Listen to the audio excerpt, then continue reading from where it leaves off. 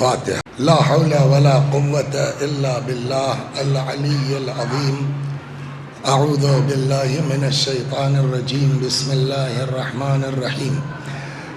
الحمد لله رب العالمين بارئ الخلائق أجمعين باعث الأنبياء والمرسلين، والصلاة والسلام والتحية والإكرام على البشير النذير السراج المنير سيدنا ونبينا وشفيعنا إن شاء الله أبي القاسم محمد.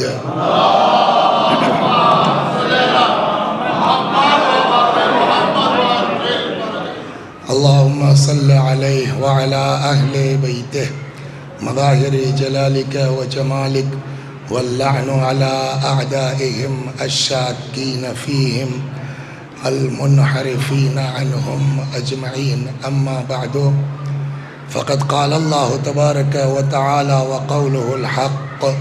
أعوذ بالله من الشيطان الرجيم. بسم الله الرحمن الرحيم. إنا أعطيناك الكوثر فصل لربك وانحر إن شانئك هو الأبتر. صلوات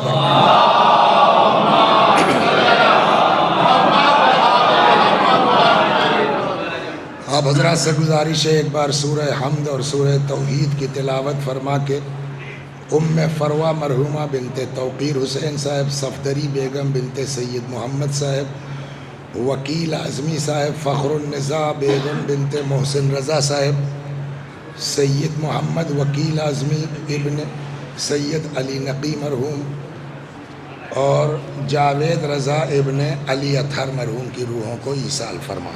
صلوات پر محمد و آل.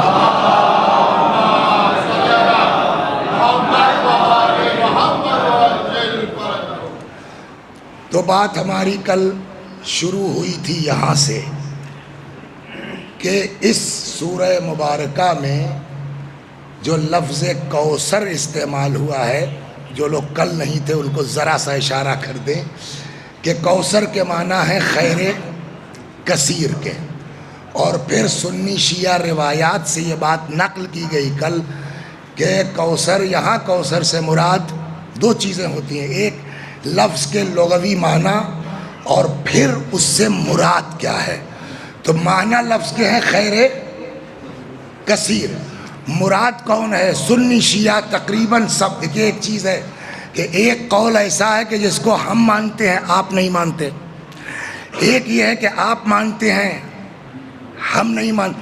اس کی کوئی حیثیت، ہمارے نظریے کی حیثیت آپ کے نزدیک کچھ نہیں ہے، اور آپ کے نظریے کی حیثیت ہمارے نزدیک کچھ نہیں ہے. آپ کو اپنا نظریہ مبارک ہو، ہمارا اپنا نظریہ، کوئی جھگڑے کی بات ہی نہیں ہے.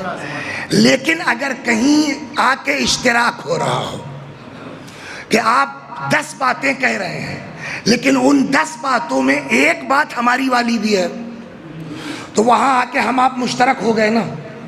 یہ اور بات ہے کہ ان لوگوں نے کہا کہ کوثر سے مراد علماء ہے، کوثر سے مراد حوض ہے، کوثر سے مراد نہر ہے، لیکن آخر میں آ کر کے بات ہوئی کہ ایک قول ان کے یہاں بھی ہے کہ کوثر سے مراد اولاد ہے. تو ہم تو کہہ ہی رہے ہیں، تو جب ہم دونوں اس میں یکجا ہو گئے تو اس کو ماننے میں کیا حرج ہے؟ صلوات پر ہم دونوں یکجا ہو گئے.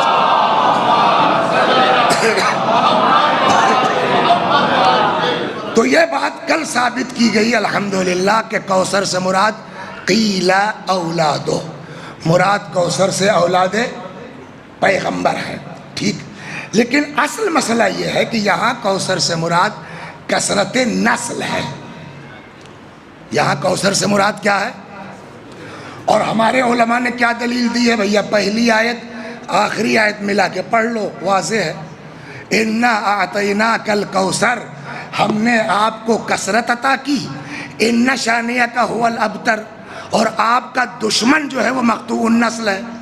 تو جب یہ کہا گیا کہ دشمن مقطوع النسل ہے اور آپ کو ہم نے کثرت دی، تو اس کا کیا مطلب ہوا؟ یعنی آپ کو ہم نے کثرت اولاد عطا کی. یہ تک تو کل ہوا. اب سوال یہ ہے کہ رسول اللہ کو جو اللہ نے کثرت نسل عطا کی، پیغمبر کی نسل چلی کہاں سے؟ صلوات. اب بات یہ ہوگی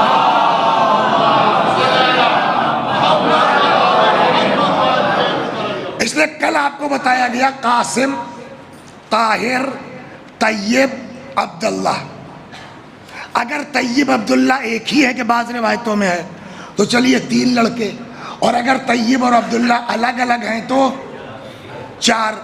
تو 4 لڑکے پیغمبر کے جناب خدیجہ سے مکہ معظمہ میں، اور اس میں کوئی اختلاف نہیں ہے شیعہ سنی میں کہ یہ 4 بچے پیغمبر کے بچپنے میں گزر گئے، تو اس منزل تک پہنچے ہی نہیں کہ ان کی نسل آگے بڑھتی.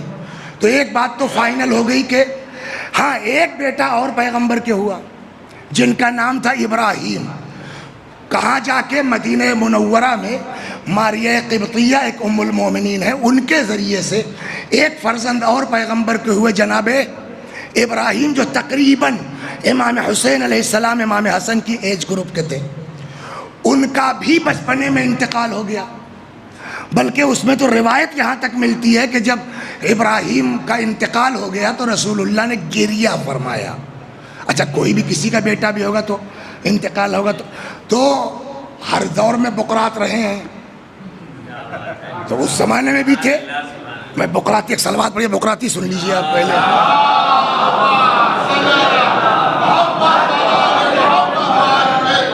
کوئی محلہ نہیں بچا ہے بقراتوں سے، کوئی گاؤں نہیں بچا ہے بقراتوں سے، حتیٰ کہ ایک گھر میں ایک آدھ نکل آتے ہیں بقراتی کرنے والے، ہے نا. تو یہ جناب فاطمہ کی شہادت یہاں بھی بقراتی ہوئی، یا 13 کو ہوئی یا 3 کو. اور بھی روایتیں ہیں کہ پیغمبر کے بعد جناب فاطمہ 40 دن زندہ رہیں، 60 دن زندہ رہیں، 75 دن زندہ رہیں، 95 دن زندہ رہیں، اور لاسٹ روایت ہے 6 مہینہ. اس کا لطیفہ میرے ساتھ ہوا، وہ سن لیجیے اب 6 مہینے والا. صلوات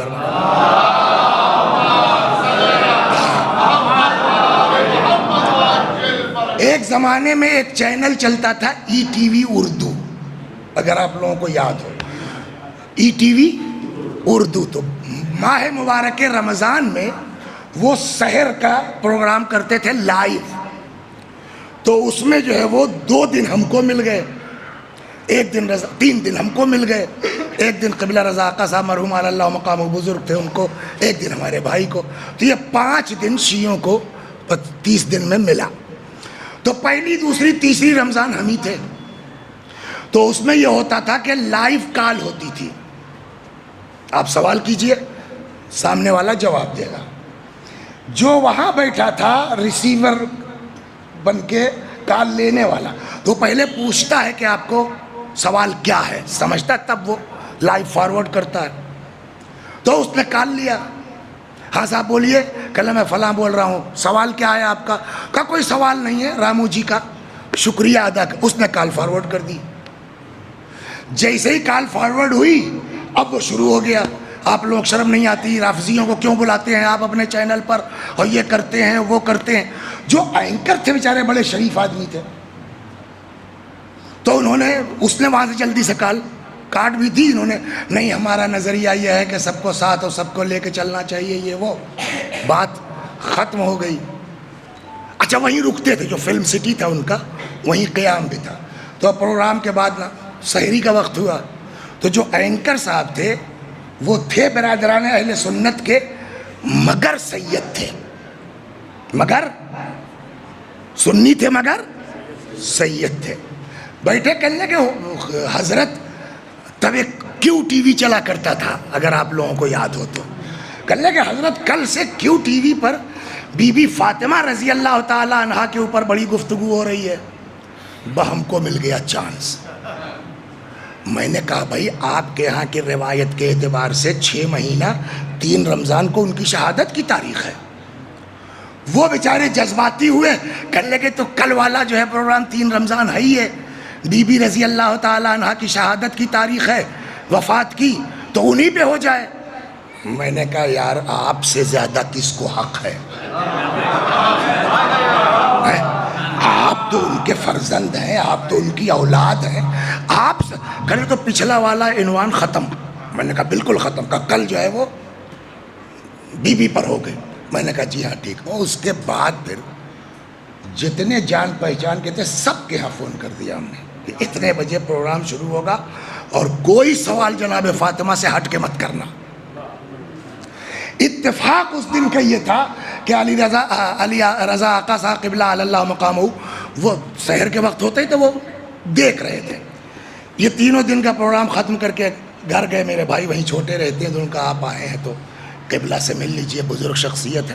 گئے, انہوں نے لپٹا لیا. کہنے لگے بیٹا اتنا مزہ آیا مجھ کو کہ چلو کم از کم اسی بہانے 6 مہینے والی صحیح ای ٹی وی پہ بی بی کا ذکر تو ہوا. لیکن یہ تو غیروں کی بات, اپنے کچھ لوگ ہیں جن کو سمجھ میں نہیں آتا. حالانکہ آپ لوگ جانتے ہیں میرا مزاج اس طرح کا نہیں ہے, نہ کنٹروورسی میں پڑھتا ہوں نہ اس طرح کی چیزیں پڑھنے کی کوشش کرتا ہوں. جانتا بھی ہوں کہ یہ بات ٹھیک ہے, لیکن جب یہ سمجھ میں آتا ہے کہ ٹھیک تو ہے مگر ان کو نہیں سمجھ میں آئے گا تو ٹالو. دین جو ہے وہ حتیٰ اتحاد کے لیے دین کہتا ہے جھوٹ بول لو. تو جب سماج کو یکجا رکھنے کے لیے جھوٹ کی اجازت ہے تو ہم کاہے کو وہ باتیں پڑھیں جس سے سماج میں اختلاف ہو جائے. صلوات پر محمد.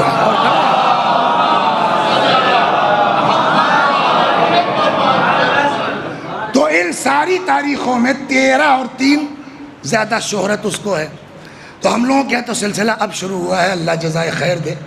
نجف وغیرہ میں, قم وغیرہ میں یہ 13 سے 3 جو ہے پوری کتنا ہوا 17 3 20 دن کا تقریباً جو ہے آزاداری ہوتی تھی. چھٹیاں حوضوں میں 20 دن چھٹی ہو جاتی تھی.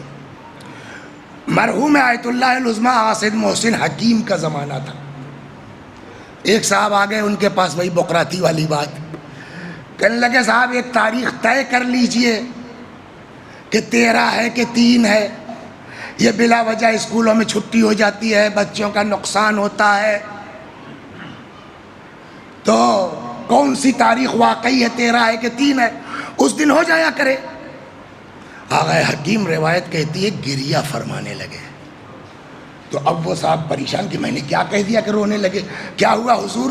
کہ میاں اس اختلاف کے بہانے 15-20 دن سال میں شہزادی کا ذکر ہو جاتا ہے, تم چاہتے ہو اس کو بھی گھٹا کے 1 دن کرتے ہیں. تو یہ اللہ جزائے خیر دے ان لوگوں کو جنہوں نے یہ سلسلہ الحمدللہ شروع کیا ہے. تو اب پیغمبر کے جب بیٹے کا انتقال ہوا جناب ابراہیم کا, تو وہ بھی بچپنے میں ہو گیا. امام حسین کی ایج گروپ کے تھے, رونے لگے.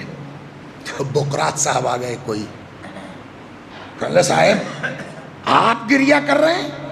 پیغمبر سے پوچھ لیا آپ گریہ کر رہے ہیں مسلم صاحب؟ پیغمبر نے فرمایا القلب یحزن والعین تدمع, دل ہے تو مغموم ہوگا, آنکھ ہے تو اشکبار ہوگی.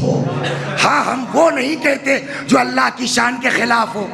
تو اب جو گریے کا مخالف ہے بقول پیغمبر کے, نہ اس کے پاس آنکھ ہے نہ اس کے پاس دل. صلوات بر محمد و آل.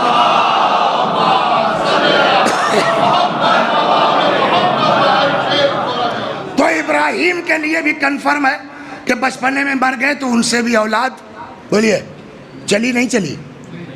تو اس میں شیعہ سنی کوئی اختلاف نہیں ہے کہ رسول اللہ کی اولاد نسل بیٹوں سے نہیں چلی. ایک طرف ہو گیا. اب آئیے تو بیٹیاں, ہم نے کہا رسول اللہ کے تو ایک ہی بیٹی تھی, انہی سے چلے گی. کہا نہ, ان کے تو 4 بیٹیاں تھیں. اب بیٹھ کے آدمی کیلکولیشن کرے کہ کب شادی ہوئی, کب یہ 4 بچے یہ پیدا ہوئے, 4 بیٹیاں وہ پیدا ہوئی, کتنا ٹائم, وہ ہم اس پہ نہیں جاتے سیدھے سے. اچھا اس میں بعض چیزیں آپ کے ہاں روایت میں تو پھنس بھی سکتے ہیں ہم, صلوات پر وہ پھنس بھی جائیں گے.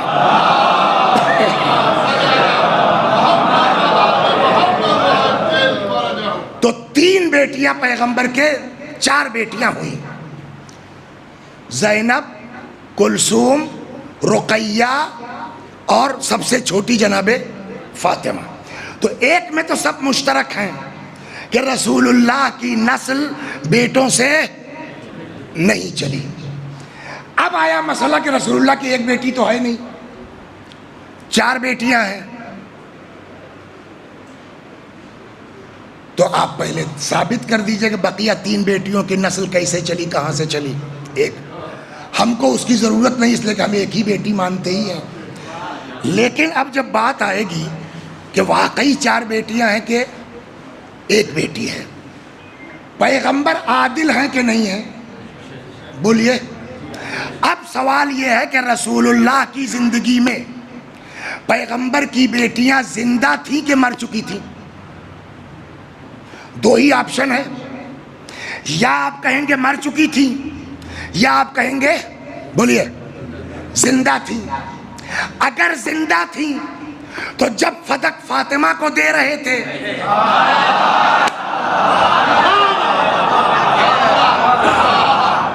تو یہ عدالت کے خلاف ہے کہ نہیں ہے کہ صاحب ایک بیٹی کو سب دے دیجئے؟ کہیں جھوٹی سی جھوٹی روایت دکھلا دیجئے۔ آپ کہیں گے وہ لوگ زندہ ہی نہیں تھی۔ ہم نے کہا یہی تو ہم چاہتے تھے کہ آپ کہہ دیں۔ تو آپ اگر زندہ نہیں تھی تو بچے تھے کہ نہیں تھے؟ اگر ان کے بچے تھے تو رسول اللہ دوسرے کے یتیموں کے لیے کہتے ہیں خیال کرنا، اور یہاں فاطمہ کو میراث نہیں دے رہے ہیں، فاطمہ کو فدق ہبہ کر رہے ہیں۔ تو چلیے ہبہ بھی کر دیا تو کم از کم اتنا تو کہتے کہ یہ بیٹا تم کو ہم سب دے رہے ہیں، لیکن تم سے زیادہ کون جاتا ہے یتیموں کا خیال کرنا، تو ذرا اس میں اپنے بھانجے بھانجیوں کا بھی بولیے خیال کرنا۔ یہ کہیں ملتا ہے؟ یا نہ بھی کہتے تو معلوم ہوا صاحب 90% جناب فاطمہ کو دے دیا، 10% اپنے بقیہ نواسے نواسیوں کو دے دیتے۔ مان لیا کہ 2 نواسے امام حسن اور امام حسین جناب فاطمہ سے ہیں، اور وہ معصوم ہیں، وہ امام ہیں، ان کی عظمت کے برابر نہیں کوئی ہو سکتا، لیکن چاہے جتنا کم ہو ہے تو یا رسول اللہ آپ کے نواسے وہ بھی جو ان 3 بیٹیوں سے ہوں گے، ہیں تو وہ بھی نواسیاں آپ کی، تو کچھ تو ان کے لیے کر کے جاتے۔ یہ دونوں چیزیں دلیل بنتی ہیں کہ پیغمبر عادل نہ بیٹیوں کو محروم کر سکتے تھے، نہ یتیم نواسے نواسیوں پر ظلم کر سکتے تھے۔ ہو گئی بات؟ تو ہماری عقل یہ کہتی پیغمبر کتنی بیٹی ہوئی، لیکن آپ کے یہاں ایک روایت ہے، صلوات بر محمد،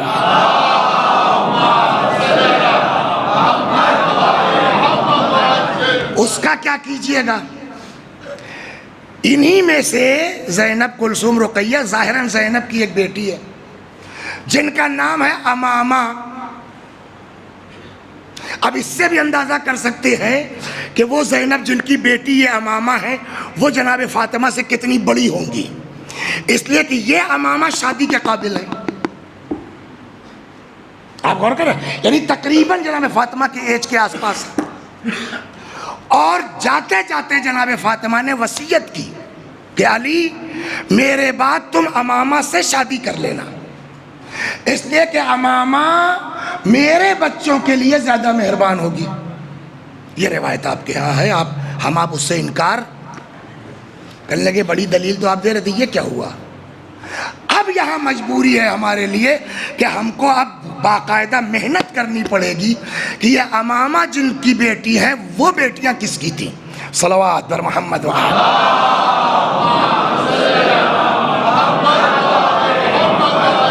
تو اس کے لیے جو ہمارے بزرگ علماء فرماتے ہیں کہ جناب خدیجہ، یہ بھی بڑا ظلم ہوا ہے خدیجہ سلام اللہ علیہا کے ساتھ کہ کسی کو زبردستی 40 سال کا بنا دیا گیا، کسی کو 9 سال کا، ورنہ جو زیادہ سے زیادہ روایت ہے ہمارے یہاں رسول اللہ کی ایج شادی کے وقت 25 سال، جناب خدیجہ کی ایج 25 سال، سیم۔ آخری حد جو ہے سنی شیعہ روایتوں میں 28 کی ہے، بس وہ 40 بھی فضول کی بات ہے۔ صلوات بر محمد و آل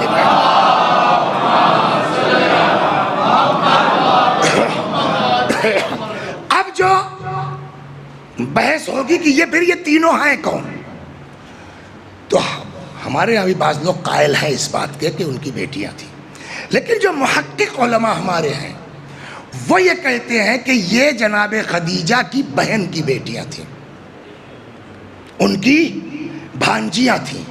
اچھا، خدا اگر کسی کا انتخاب کرتا ہے تو سب کچھ سمجھ کے انتخاب کرتا ہے نا۔ جس آدمی کے صدقے میں دنیا خلق ہوئی، اس سے بڑا تو کائنات میں کوئی نہیں ہے نا، اس کے لیے انتخاب کیا اللہ نے جناب خدیجہ کا۔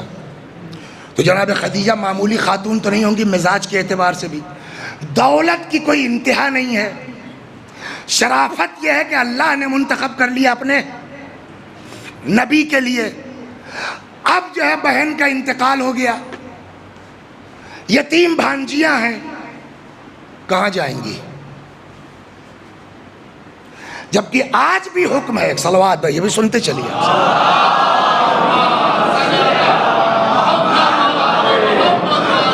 ایک آدمی آیا کہتا یا رسول اللہ بڑا گناہ کیا ہے، معاف ہو جاؤں گا؟ فرمایا ہاں۔ کیا کرنا ہوگا؟ کہا جا کے ماں کی خدمت کر۔ اس نے کہا اماں مر گئی ہیں۔ فرمایا جا کے باپ کی خدمت کر۔ وہ کہنے لگا ابا بھی مر گئے۔ اب پیغمبر نے فرمایا تو جاؤ خالہ کی خدمت کرو۔ تو چلا گیا۔ جو لوگ بیٹھے تھے کہنے لگے صاحب ماں باپ کی خدمت گناہوں کی بخشش کا سبب ہے، یہ تو سمجھ میں آتی ہے، خالہ سے کیا مطلب؟ حضرت نے فرمایا اس لیے کہ اس کو ماں سے نسبت ہے۔ تو آپ کے ہاں بھی خالہ کی بڑی اہمیت ہے۔ ارے ہمارے گاؤں میں تو باقاعدہ ضرب المثل ہے، اسی لیے مائی مرے تو اتنی اہمیت ہے تب نا۔ میں اسی لیے کہتا ہوں اپنے گاؤں کی زبان کو ہلکے میں مت لیجئے، بہت سے جو ہے وہ مثالیں ہیں جس کے پیچھے حدیث موجود ہے۔ صلوات آپ کہیے تو میں سنا۔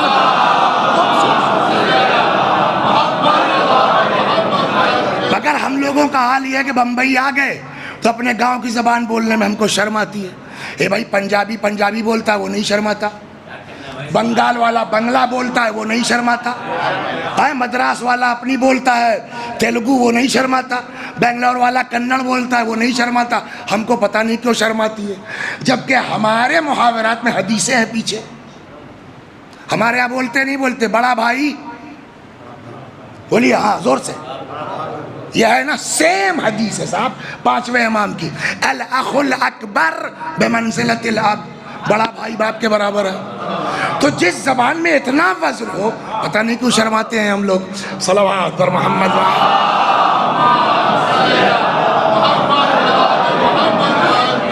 بعض دوستوں نے اشکال کیا ہمارے اوپر، یار تمہاری سب ٹھیک ہے مگر یہ دیہاتی بولنے لگتے ہو۔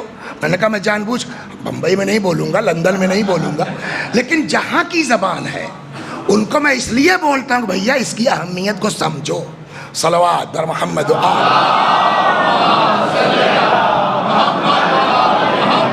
تو اب یہ تین یتیم بچیاں ہیں، کہاں جائیں؟ خالہ کو اللہ نے نوازا ہے، پیسے کی کمی نہیں ہے، نوکر چاکر کی کمی نہیں ہے، تو خالہ نے ان بچیوں کو بولیے اپنا لیا۔ اس کے بعد خالہ اماں کی شادی ہو گئی رسول اللہ سے، تو یتیم بچیوں کو کہاں چھوڑیں؟ وہ ساتھ لے کے آ گئیں۔ تو جناب خدیجہ تھی خالہ اماں، اب رسول اللہ ان تینوں کے کیا ہوئے؟ خالو ابا، ایسا پیار دیا کہ خالو نکل گیا ابا رہ گیا۔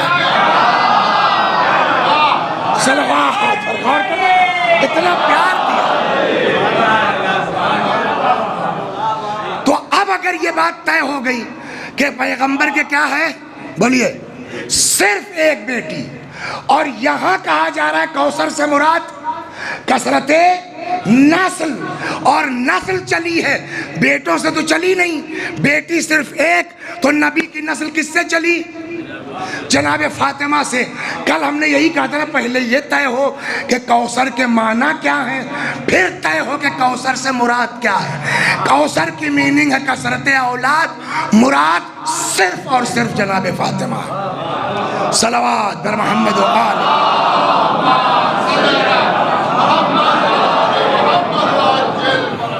اور کیوں نہ ہو کسی کے لیے اگر وہ 3 بیٹیاں بھی ہیں تو کہیں تاریخ میں ان کی ولادت کا وہ اہتمام نہیں ملتا. آج پوری بات نہیں ہوگی، کل بھی تشریف لائیے گا انشاءاللہ. صلوات بر محمد و آل.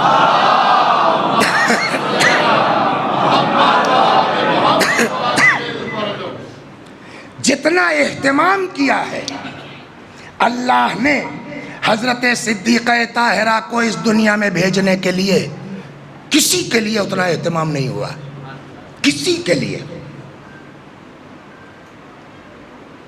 کبھی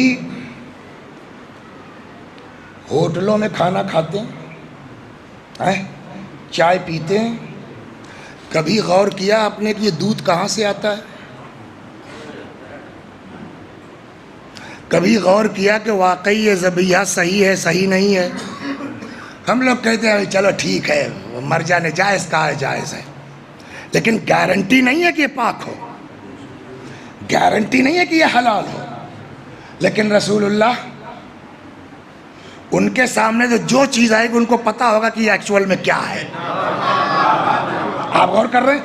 اور جب ان کو ہر غذا کی حقیقت کا پتا ہے تو شبہ والی غذا پیغمبر نوش فرما سکتے ہیں؟ بولیے نہیں نا. تو نبی کی جسم مبارک میں ناجائز غذا جانے کا تصور ہی نہیں ہے. جو کھایا ہے اب تک وہ سب کیا ہے؟ طاہر و اطہر، پاک و پاکیزہ، شبہ ہی نہیں ہے. لیکن پیغمبر کو حکم ہوا کہ آپ گھر چھوڑ دیجئے. صلوات بر محمد و آل. عجیب بات ہے، پیغمبر کو حکم ہوا آپ گھر چھوڑ دیجئے، 40 دن الگ ہو جائیے. آپ آ کے یہیں رہتے تھے، جناب ابو طالب کے مولا کے یہاں رہتے تھے. گھر اچھا اسی شہر میں رہ کے اگر آدمی گھر نہ جائے تو خسر پھسر ہوگا نا، یار کیا چکر ہے کیا بات ہے. اچھا نہ بھی ہو تو سامنے والی کو تو احساس ہوگا نا کہ بتائیے صاحب اسی کرلا میں رہ کر کے آفتاب رہ رہے ہیں ان کے گھر پہ اسلم کے، اور یہاں بھی بچے اکیلے ہیں، تو پورے اس میں پھیلے کہ نہیں پھیلے گی بات؟ تو ہوا ہوگا. چنانچہ مولائے کائنات کو بھیجا رسول اللہ نے، کہا جا کے خدیجہ سے کہہ دو کہ میں خود سے غائب نہیں ہوں، مجھ کو حکم ہے گھر سے دور رہنے کا، جب یہ بینڈ ہٹے گا تو میں آتا ہوں. 40 دن آپ گھر سے دور رہیے. 40 دن کے بعد، اور 40 دن کرنا کیا ہے؟ دن میں روزہ رکھیے. افطار دنیا کی نہیں ہوگی، افطاری ہم بھیجیں گے. صلوات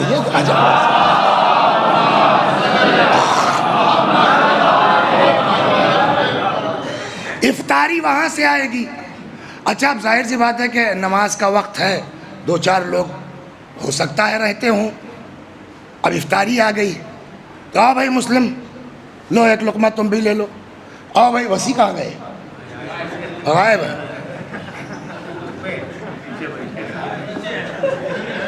یعنی آدمی کو تھوڑا اپنے ہم نام سے لگاؤ ہو جاتا ہے. ایک مرتبہ میں نے گوگل پہ سرچ کر ڈالا کتنے وسیع حسن نام کے آئے. صلوات بر محمد و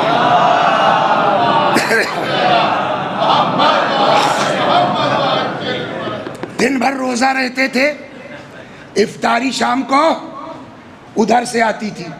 رسول اللہ بااخلاق ہے، ایسا تو نہیں ہے کہ جیسے ٹرین میں ہم لوگ کرتے ہیں، اپنا ناشتہ دان کھولا چپ چاپ کھایا بند کیا رکھ دیا. رسول اللہ تو ایسا کر نہیں سکتے. آؤ بھائی بسی تم بھی آ جاؤ، تم بھی آ جاؤ، تم بھی آ جاؤ. یہ شاید 39 دن تک چلتا رہا. اس کو میں نے پڑھا نہیں ہے تو کہا کیوں؟ میں نے کہا اسی لیے شاید لگا دیا ہے، اور آگے کا جو حکم ہے اس سے ایسا محسوس ہوتا ہے. اب 40ویں دن افطاری آئی. جبریل نے کہا یا رسول اللہ آج اس افطار میں آپ کسی کو شامل نہیں کر سکتے حتیٰ علی. اکیلے جتنا کھا سکتے ہیں کھائیے گا، اور جو بچ جائے گا ہم واپس لے جائیں گے. آپ کسی کو مدعو اس میں نہیں کر سکتے. اتنا اہتمام کیا گیا. ایک تو یہ روایت ہے. دوسری روایت یہ ہے جو مشہور بھی ہے اور ہو سکتا ہے دونوں ہو, کہ پھر پیغمبر کو بلایا گیا معراج پر. حالانکہ قرآن نے جو معراج کی وجہ بیان کی ہے وہ تو یہ بیان کی ہے لِنُرِيَهُ مِنْ آیاتنا, تاکہ ہم اپنے نبی کو دکھلائیں اپنی نشانیاں. لیکن اس میں جو معراج پر چیزیں ملتی ہیں اس میں ایک چیز یہ بھی ہے کہ آخرکار لا کے جبرائیل نے, ارے پہلے سنیے آپ, صلوات بر محمد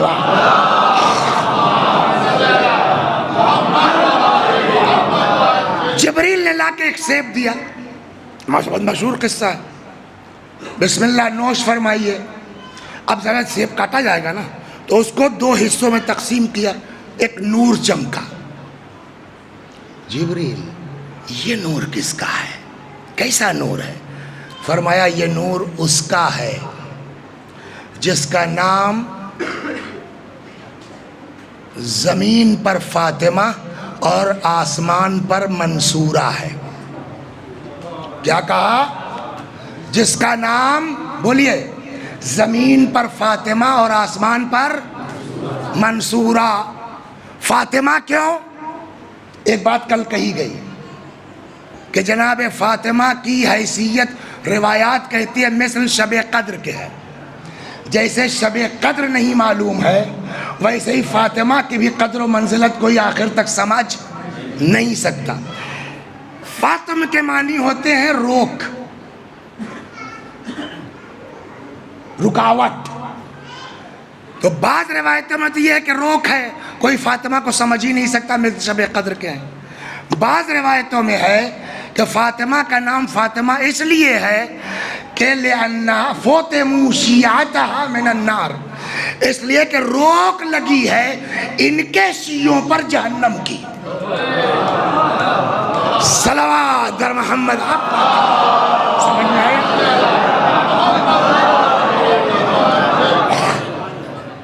تو جبریل یہ نور کس کا ہے؟ جبریل نے کہا صاحب یہ تو اس کا نور ہے جس کا نام زمین پر فاطمہ, آسمان پر منصورہ. فاطمہ سمجھ میں آ گیا. منصورہ مطلب ناصر مانے مدد کرنے والا, منصور مانے, اس میں کوئی ہے منصور نام کا؟ منصور جس کی مدد کی گئی ہو. یہ تو ہو گیا مذکر پرش لنگ. اس کا جب استری لنگ بنے گا تو ناصر مدد کرنے والا, ناصرہ مدد کرنے والی ہو گئی. اب اس ناصرہ کا جو مفعول بنے گا منصورہ, وہ لیڈی جس کی مدد کی گئی ہو. اب جبریل نے کہا کہ یہ اس کا نور ہے جس کا نام آسمان پر منصورہ ہے. تو منصورہ کی میننگ کیا ہوئی؟ جس کی مدد کی گئی ہو, نصرت کی گئی ہو. اور یہ نام کہاں ہے؟ آسمان پر. تو نصرت کہاں ہوگی؟ کہ یہ کیوں؟ کہ اس لیے کہ اللہ کل کو قیامت میں ان کے چاہنے والوں کی نصرت کرے گا. صلوات در محمد.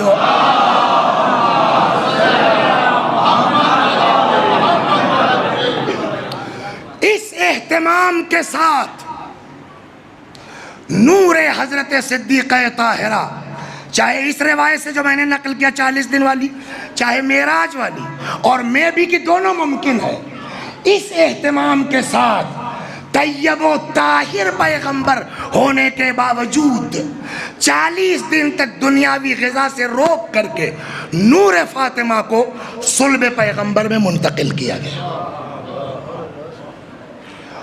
اب ایک یہاں سے شروع کرتا ہوں, آج تو نہیں ہو پائے گی, کل اس کو کنٹینیو کروں گا. صلوات بر محمد.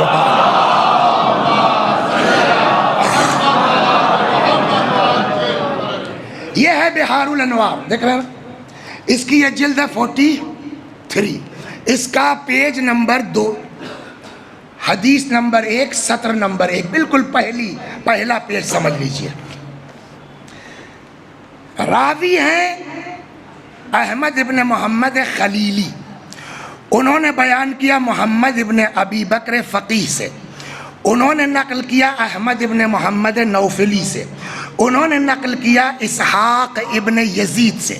دیکھیے اگر جو ہے وہ اصول حدیث کا درس ہو تو وہاں قانون ہے کہ پھر ایک ایک راوی پر بحث ہو، یہ کون آدمی تھے، کہاں کے تھے، ان کا مزاج کیا تھا، جھوٹ کتنا بولتے تھے، مذہب کیا تھا۔ لیکن اب بس آپ سن لیے کتنے لوگوں نے نقل کیا۔ انہوں نے نقل کیا حماد ابن عیسیٰ سے، حماد ابن عیسیٰ نے نقل کیا زرعہ ابن محمد سے، زرعہ ابن محمد نے نقل کیا مفضل ابن عمر سے۔ مفضل ابن عمر کے لیے آپ 2 منٹ سن لیجیے تاکہ حدیث کا وزن بڑھ جائے۔ صلوات بر محمد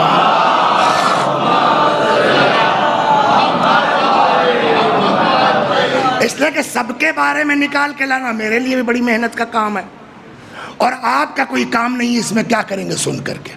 لیکن لاسٹ والا مفضل ابن عمر جنہوں نے ڈائریکٹ امام صادق علیہ السلام سے نقل کیا، ان کی شخصیت سن۔ مفضل ابن عمر وہ انسان ہے کہ جو لاسٹ میں نابینا ہو گئے تھے۔ کیا ہو گئے تھے؟ نابینا ہو گئے تھے۔ ایک دن امام کے پاس آئے، کہنے لگے مفضل بینائی چاہتے ہو؟ کہا مولا کہے نہیں چاہیں گے، آگے آؤ۔ حضرت نے اسے ہاتھ پھیر دیا، جیسے بٹن دبا دیے بلب جل جاتا ہے، ہاں ویسے چک سے جو ہے آنکھ روشن ہو گئی ان کی۔ دیکھیے ہم ہوتے تو کیا کرتے؟ امام نے کہا آنکھ مل گئی؟ کہا جی۔ کہا اب 2 آپشن ہے، جتنا کرو گے آنکھ ملنے کے بعد اپنا حساب دینا، کہاں دیکھا، کس کو دیکھا، کس نظریے سے دیکھا، وہ اپنا آپ۔ ہاں ایک بات کہہ دیں بیچ میں آ گئی ہے، یہ آنکھ جو ہے نا، دیکھنے کو تو ہم نہیں سمجھتے کوئی گناہ ہے، لیکن سب سے زیادہ برباد کرنے والی آنکھیں ہے۔ سنیے صلوات، سناتا ہوں میں آپ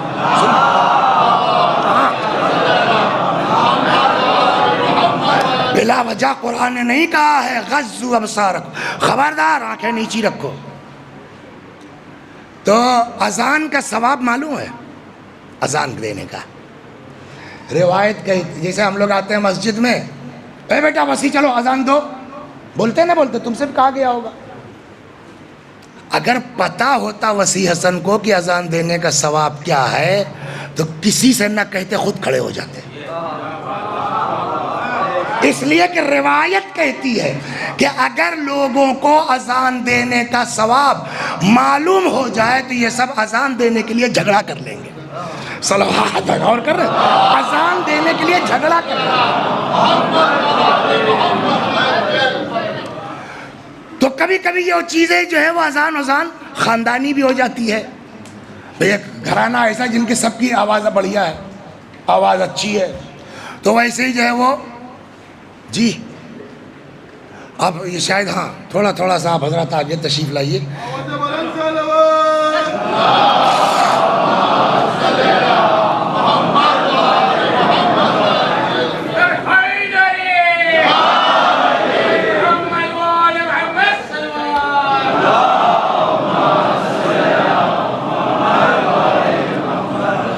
تو ایک صاحب اذان دیتے تھے، بڑی آواز تھی، سب کچھ تھا، وہ مر گئے۔ تو یار کہ مؤذن صاحب تو مر گئے، اب کیا ہو؟ تو کمیٹی نے مشورہ کیا، کرنے اس کا دوسرا والا بھائی اس کی بھی آواز ویسے بڑھیا ہے۔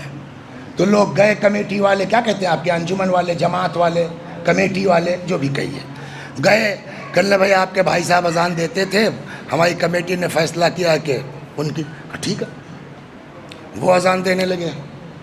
کچھ دنوں کے بعد وہ بھی مر گئے۔ یار اب کیا ہو؟ کہ وہ تیسرا والا اس کی بھی آواز ویسے بڑھیا ہے۔ اس کے پاس گئے، کہنے لگے بھیا 2 بھائی تمہارے اذان دیتے تھے، ماشاءاللہ تمہاری بھی آواز ٹھیک ہے۔ اس نے کہا ہم نہ دے پائیں گے۔ کیا؟ ہم نہ، کہنے بھیا پیسہ کم ہے تو بولو۔ اس لیے کہ جب وہ اذان وہ لوگ دیتے تھے آج سے 15 سال پہلے، تب یہ لڑکے چھوٹے چھوٹے تھے، اب سب آئی ٹی میں کام کرتے ہیں، 2-2 لاکھ تنخواہ ہے۔ تو بولی مؤذن صاحب آپ کو 20,000 50,000 دے دینا، کوئی میٹر نہیں ہے، بولو پیسہ کیا لوگے؟ اس نے کہا چاہے جتنا پیسہ دے دو میں اذان نہیں دوں گا۔ کہنے آخر اتنا اذان کا ثواب پیسہ الگ. کہنے لگے ثواب اپنی جگہ, دو ہی بھائی ہمارے برباد ہو چکے اذان کے چکر میں. سنیے آپ, ہنسنے کی جگہ نہیں. یا اللہ ہم سب کو اپنی آنکھوں پر قابو کرنے کی توفیق دے, وہ بھی اس زمانے میں جہاں پردے کا کوئی وجود نہیں ہے. تو کتنا سخت ہے واقعا اس زمانے میں زندگی گزارنا. کہ اللہ بھیا چاہے جتنا پیسہ دے دو ہم اذان نہ دے پائیں گے. کیوں بھائی اتنا اذان سے؟ کہ دو ہی بھائی ہمارے برباد ہو چکے, اب ہم اذان نہیں دیں گے. آخر چکر کیا ہے؟ کہنے لگے دیکھیے پہلے جب بھائی مر رہے تھے میں تھا اس وقت, اور میں نے ہی ان کو کلمہ پڑھوانا چاہا. بہت کوشش کی کہ بھیا پڑھتے, اس لیے کہ روایت کہتی کہ جس کا آخری لفظ لا الہ الا اللہ ہے اس کا کام ہو جائے گا. تو آخری وقت پڑھا رہے تھے, لاکھ کوشش کر ڈالی ہم نے, نہیں پڑھ پائے. تو یہ جھٹکا تھا کہ جس آدمی نے زندگی بھر اذان دی وہ مرتے وقت یہ کلمہ نہیں پڑھ پایا. کبھی کبھی بعض گناہ کو ہم بڑا چھوٹا سمجھتے ہیں, اللہ محفوظ رکھے. کہنے لگے جب دوسرے والے بھائی مرنے لگے تب بھی میں تھا, میں نے بہت کوشش کی, انہوں نے بھی نہیں پڑھا. ایک دن میں نے ان دونوں میں سے ایک کو خواب میں دیکھا کہ آپ لوگ اتنا ماشاءاللہ مسجد کی خدمت کرتے تھے, جھاڑو لگانا, یہ صاف صفائی, اذان, مگر یہ کیا کہ آخر وقت میں کلمہ نہیں پڑھ پائے. کہنے لگا بھیا تم کو نہیں پتا کہ ہم اذان کیوں دیتے تھے. دنیا سمجھ رہی ہے کہ پیسے کے لیے, یا کیا کہتے ہیں ثواب کے لیے. پرانے زمانے میں یہ مائک تو ہوتا نہیں تھا کہ یہیں سے اذان دے دیجئے, وہ اوپر بنتا تھا ایک, ہے نا, مأذنہ بولتے تھے, گلدستہ اذان ہمارے یہاں بولتے ہیں. تو اب وہ کافی اوپر ہے. اچھا تب یہ 4 منزلہ 10 منزلہ کا مکان کا رسم نہیں تھا, تو جب اوپر چڑھیے گا تو لوگوں کے گھروں میں دکھائی دیتا تھا, آنگن بھی ہوتا تھا. تو ہم جاتے تھے وہاں اذان دینے کے لیے. اب الفاظ میں بیان کرنا تھوڑا ممبر کے ادب کے بھی خلاف ہے اور مناسب بھی نہیں ہے, اشارے میں بات کرتے سمجھ جائیں گے آپ. تو وہاں جاتے تھے اذان دینے. تو جب اذان دیتے تھے تو کیسے دیتے تھے معلوم ہے؟ اشہد ان لا الہ, سمجھ میں آ گیا؟ اور وضاحت کی ضرورت تو نہیں ہے نا. یہ آنکھ پر قابو رکھیں بچے ہمارے, صلوات بر محمد.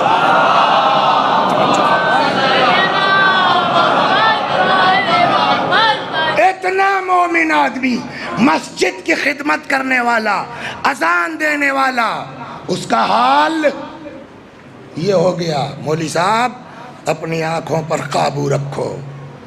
تو امام نے کہا مفضل آ گیا, وہ آ گیا, ہاتھ پھیرا, بینا ہو گئے, دکھ رہا ہے صاحب؟ جی صاحب. کہا اب تمہاری مرضی, آنکھ مل گئی, جتنا دیکھو گے اتنا کا حساب دینا. اب ایک بات بتائیں, بہت بڑی نعمت ہے یہ آنکھ. جس کی جاتی ہے اس کے دل سے پوچھئے کہ آنکھ کیا ہے. اتنی بڑی نعمت ہے. صلوات یہ بھی سنتے چلیے, صلوات.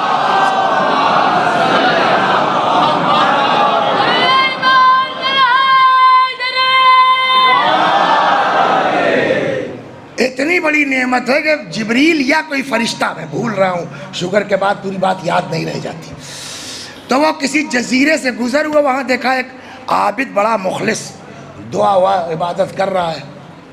اچھا لگا. اللہ نے کہا ملنا چاہتے ہو جبریل سے یا جو بھی فرشتہ تھا؟ کہا ہاں صاحب. چلے جاؤ, اجازت ہے, جاؤ مل جاؤ. گئے وہاں, ان کے یہاں رہے وہے, دیکھا تو بڑا واقعاً زبردست عبادت تھی. کہنے لگے ان کا حال بھی سننا چاہو گے قیامت میں کیا ہوگا یہ عابد صاحب کا جو آپ کو بہت اچھے لگ رہے ہیں؟ کہاں یا اللہ دیکھنا چاہتا ہوں. تو اب ہٹ گیا قیامت کا منظر ملک کے سامنے. ان کا سارا حساب کتاب ہو گیا اور یہ پاس ہو گئے. یعنی واقعاً اللہ کے لیے عبادت کر رہے تھے, پاس ہو گئے. ہاں بھئی آدمی ٹھیک ہے, اس نے گناہ بھی نہیں کیا ہے, مومن آدمی ہے, لے جاؤ اس کو جنت میں. جیسے ہی ان کو جنت کا پروانہ ملا بس چوک ہو گئی. اٹھے کہنے لگے الحمدللہ بھیا آج دعا نماز کام تو آئی. اللہ نے کہا روکو روکو, خان صاحب کو روکو. کیا کہا؟ دعا نماز کام آ گئی. کہ تب کہ بیٹھو پھر اب حساب ہوگا. ہم نے کیا دیا ہے, آپ نے کیا کیا ہے, شروع کرو ان کا حساب. پہلی نعمت آنکھ. انہوں نے کتنی عبادت کی ہے, معلوم ہوا ساری عبادت ختم ہو گئی, آنکھ کی نعمت کے برابر نہیں ہو پائی. کہ اب بولیے خان صاحب, بقیہ ہاتھ پیر زبان طاقت یہ سب اس کا حصہ, لے جاؤ ان کو جہنم میں بھیجو. ان کے پاس کچھ ہے ہی نہیں, خالی ایک آنکھ کا, وہ بھی پورا نہیں ہے, لے جاؤ جہنم میں. تو پھر اٹھے, لیکن اب ان سے جو ہے وہ پھر جھٹکے میں بڑھیا کام ہو گیا. کہنے لگے ٹھیک ہے اللہ تیرے یہاں عدالت تو ہے, اس سے انکار تھوڑا ہے, مگر اللہ میاں ہم آپ کو ایسا سمجھتے نہیں تھے. تو اللہ نے کہا تب پھر کیا سمجھتے تھے؟ کہا ہم عدالت کے ساتھ ساتھ تجھ کو ارحم الراحمین سمجھتے تھے, تجھ کو کریم سمجھتے تھے. تو اللہ نے کہا ایسے بات کرو نا, صلوات بر محمد, سے بات کرو. لہذا یہ سب دل سے نکال دو مولوی صاحب کہ تمہارے عمل کی کوئی اوقات ہے اللہ کی نعمتوں کے مقابلے میں, وہ قبول کر لے. سمجھ گئے آپ, اس کا کرم ہے. تو یہ آنکھ, ایک آنکھ کی نعمت, ساری عبادت ہوا ہو گئی. تو امام نے کہا آنکھ ہو گئی؟ کہا ہاں صاحب, سمجھدار اس کو کہتے ہیں, ہم لوگ نہیں کر پائیں گے. کہا صاحب آنکھ مل گئی؟ کہا جی. کہا چلو ٹھیک ہے, جتنا کرو گے اتنا بھرو گے, یہ تو آنکھ ہے. لیکن اگر یہ واپس کر دو تو پھر تمہاری بہشت کی گارنٹی ہم لیتے ہیں. تو ہم لوگ کہتے ہیں نہیں مولا, ہم جیسے اتنے دن انشاءاللہ کوشش کریں گے کہ اپنی آنکھ پر کنٹرول رکھیں, قابو کریں. کچھ نہیں. کہنے لگے مولا یہ جتنے دن کی زندگی ہے کسی نہ کسی طرح کٹ ہی جائے گی, ہم کو وہ گارنٹی چاہیے, ہے نا. حضرت نے کہا آگے آؤ. آگے آئے, ہاتھ پھیرا, تمام. اب سمجھے یہ کتنا بڑا مومن آدمی ہے. اس آدمی نے مفضل ابن عمر رضی اللہ تعالی عنہ, انہوں نے ڈائریکٹ نقل کیا ہے امام جعفر صادق علیہ السلام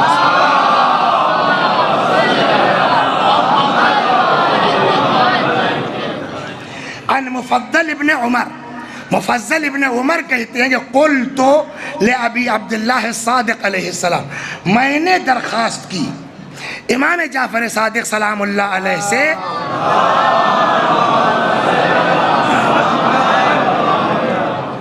کیف کان ولادت فاطمہ علیہ السلام, مولا کچھ بتائیے گا بیوی کی ولادت کیسے ہوئی؟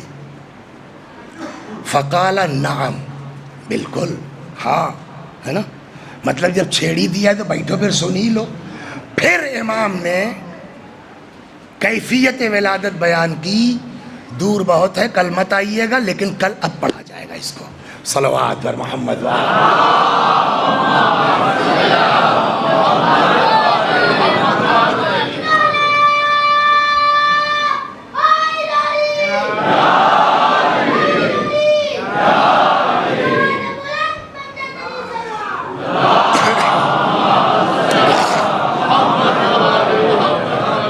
تو انشاءاللہ اب یہ کل تفصیل سے اس کی گفتگو ہوگی.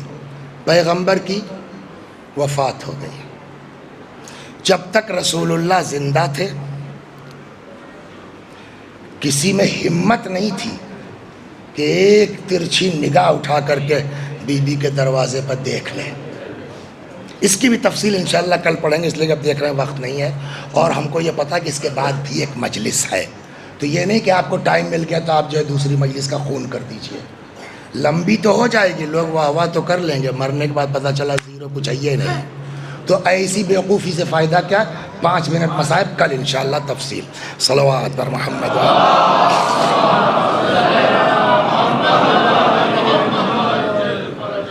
پیغمبر کی وفات ہو گئی. رسول اللہ کتنا چاہتے تھے, کل نقل کیا گیا, دنیا میں کوئی باپ اپنی بیٹی سے وہ محبت نہیں کر سکتا جتنا رسول اللہ کو فاطمہ سے تھی, اور دنیا میں کوئی بیٹی اپنے باپ سے وہ محبت نہیں کر سکتی جتنی بولیے بھائی، اتنی ہی محبت کی آخری لفظ ہے، اتنی ہی محبت کی کہ پیغمبر کو فاطمہ کی محبت میں ماں کی محبت کا مزہ ملنے لگا. تبھی تو فرمایا نا فاطمہ تو امو ابیہا، فاطمہ اپنے باپ کی ماں ہے. امت کی ماں ہونا اور ہے، نبی کی ماں کا درجہ پانا اور ہے. لیکن ادھر رسول اللہ کی آنکھ بند ہوئی، ادھر لوگ اسی بیٹی کے دروازے پر. کل تھوڑا سا پیچھے سے شروع کریں گے تو پھر اس پر ہلکا اشارہ ہوگا، آگے بڑھ جائیں گے. آج کی بات یہ ہے، دروازے پر آئے، آگ اور لکڑی لے کر گئے. ایک آدمی نے پکارا، آواز لگائی یا کھٹکھٹایا، مولا کائنات نہیں آئے. بی بی نے روکا مولا کو، آپ نہیں جائیں گے، میں جا رہی ہوں. اس پر ہوگی بات. کیا ہے؟ کہا علی کو بھیجیے. فرمایا علی تو نہیں جائیں گے. کہنے لگا ہم گھر میں آگ لگا دیں گے. کچھ نہیں کرنا تھا بی بی کو، خالی یا اللہ کہنا تھا بس. وہیں پتھر بن جاتا، بن جاتا نہیں بن جاتا. اللہ نے اتنا اختیار دیا ہے، لیکن خدا سب کو اختیار نہیں دیتا. اس پر ایک بہت دلچسپ داستان ہے. ایک صاحب آئے چھٹے امام کے پاس، کہنے لگے مولا اسم اعظم چاہیے. اسم اعظم وہ چیز ہے کہ آپ کے پاس اگر ہے تو جو چاہیے کر سکتے ہیں آپ. مولا اسم اعظم آپ کو تو پتہ ہے.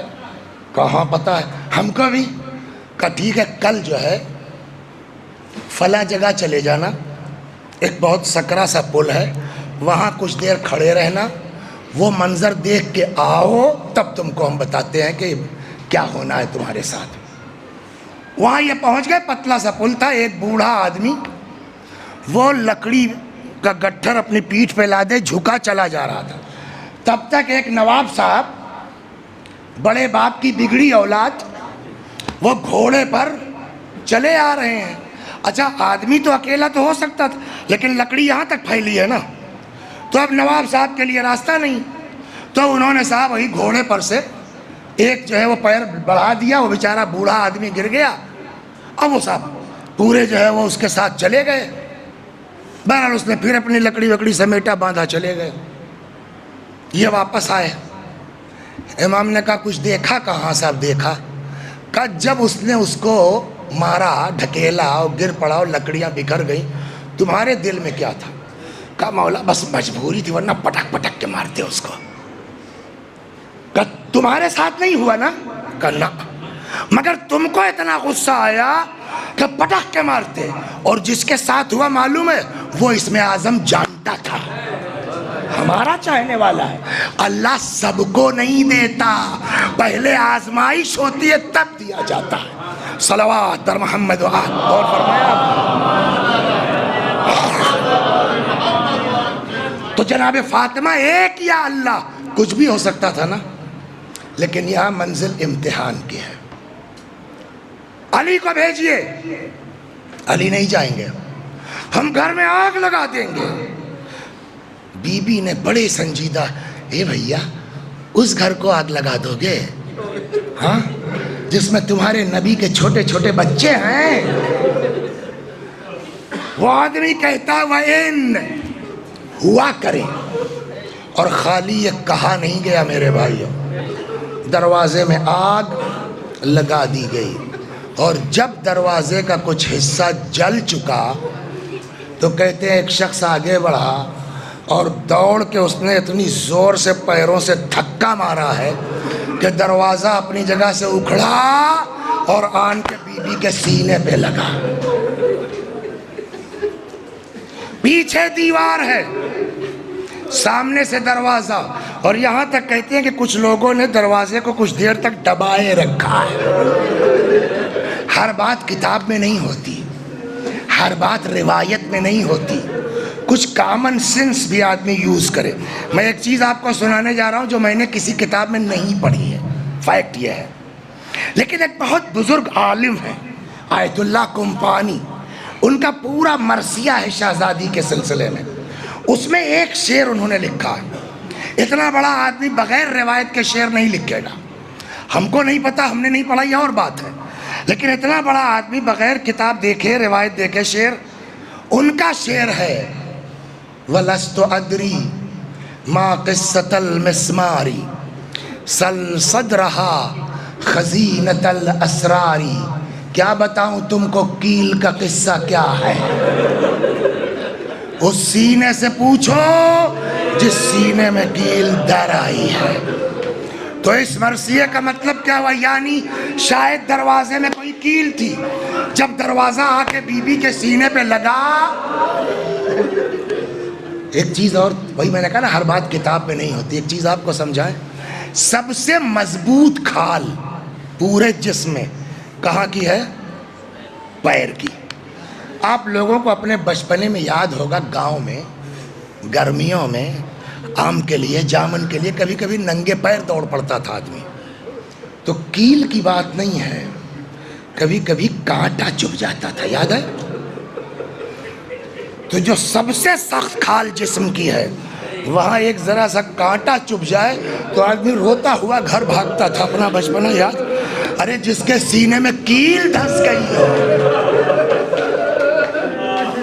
اس کو کتنی اذیت ہوگی، اور اس اذیت کو بیان کون کر سکتا ہے؟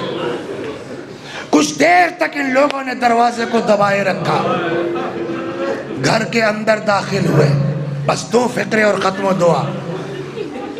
جیسے ہی بی بی در و دیوار سے نکل پائیں، اپنا غم بھول گئی۔ یہ کیل کے معمولی درد رہا ہوگا، اپنا درد بھول گئی، آن کے امیر المومنین سلام اللہ علیہ کے سامنے سینہ سپر ہو گئی۔ اب مت پوچھئے کہ کیا ہوا، پڑھنے کے لائق خدا کی قسم نہیں ہے، لیکن امام نے فرمایا ہے بتاؤ ہمارے چاہنے والوں کو کہ ہم پر گزری کیا ہے، ورنہ یہ چیزیں پڑھنے کے لائق نہیں ہیں۔ جیسے ہی در و دیوار کے درمیان سے نکل پائیں، امیر المومنین کے سامنے آ کے سینہ سپر ہو گئیں کہ کہتے اتنے میں اسی قنفذ نے کوڑا نکال لیا، اور بی بی کے بازوؤں پر اتنی زور کا کوڑا مارا کہ لپٹ گیا۔ روایت یہاں تک کہتی جیسے لوگ اپنے بازوؤں پر کالا تعویذ باندھتے ہیں، اس طریقے سے بی بی کا بازو سیاہ پڑ گیا تھا، اور بعض روایتوں میں یہاں تک ہے کہ پھوڑا بن گیا، حتیٰ کہ دملج، پھوڑے ٹائپ کا زخم ہو گیا جو شہادت تک ٹھیک نہیں ہوا۔ یہ ایک، اور دوسری روایت اور بس ختم۔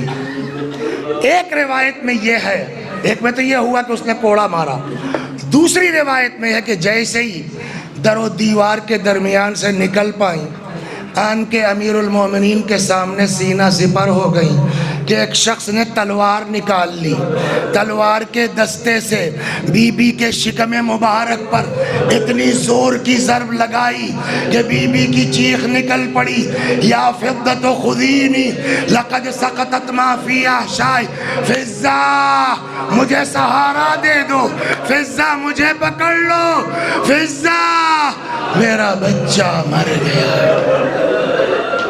ادھر سے مولا چیخے یا فضتو ادرکی مولاتکی، فضہ دوڑو اپنے بی بی کی خبر لو۔ فَسَيَعْلَمُ الَّذِينَ ظَلَمُوا أَيَّ مُنْقَلَبٍ يَنْقَلِبُونَ إِنَّا لِلَّهِ وَإِنَّا إِلَيْهِ رَاجِعُونَ۔ خدا ہماری اس عزا کو قبول فرما، مزید عزائے اہل بیت کی توفیق کرامت فرما، وآخر دعوانا ان الحمد للہ رب العالمین۔ السلام علیکم ائمة الہدی ورحمۃ اللہ وبرکاتہ۔ استودعکم اللہ واقرأ علیکم السلام۔ آمنا باللہ وبالرسول وبما جئتم به ودللتم عليه اللهم فاكتبنا مع الشاهدين. اللهم صل على محمد وآل محمد. اللهم صل على محمد وآل